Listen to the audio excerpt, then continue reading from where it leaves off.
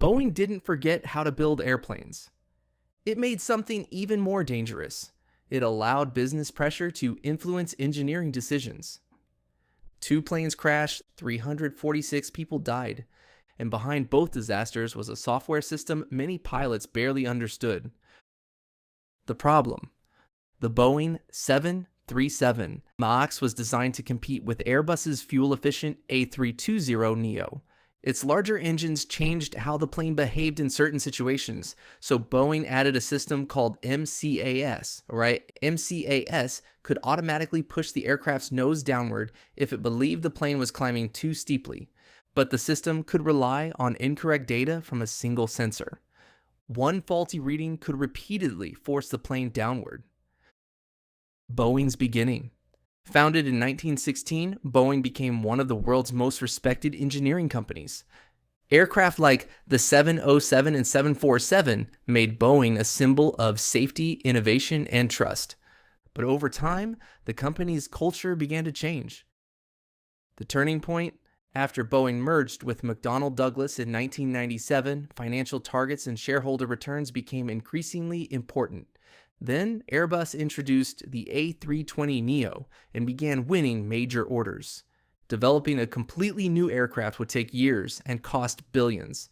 So Boeing chose the faster option, modified the old 737 again.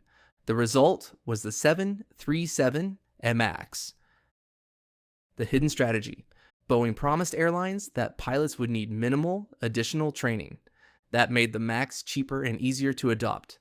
MCAS helped make the new aircraft behave like older 737 models.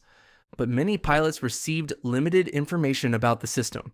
Boeing was not just selling fuel efficiency, it was selling the promise that almost nothing had changed. The biggest mistake. In October 2018, Lion Air Flight 610 crashed, killing 189 people. Less than 5 months later, Ethiopian Airlines Flight 302 crashed, killing 157. In both accidents, incorrect sensor data triggered repeated nose-down commands from MCAS. The pilots fought to control the aircraft but had little time to understand what was happening. The 737 MAX was grounded worldwide. Boeing tried to save time, reduce training costs, and protect market share. Instead, it created the greatest crisis in its history. Boeing today. The MAX later returned to service after software changes, regulatory reviews, and new pilot training requirements. But fixing the aircraft was easier than rebuilding public trust. Boeing continues to face questions about manufacturing quality, leadership, and safety culture. The business lesson. The Boeing disaster teaches a simple lesson: never allow short-term profit to weaken the quality of your product. A company can reduce costs and move faster. But when safety and trust become obstacles to growth, those savings can destroy the entire business. Boeing's biggest mistake was believing an engineering problem could be managed like a marketing problem. Trust takes decades to build and only seconds to destroy. Subscribe to Paradigm for more hidden business strategies and billion-dollar failures.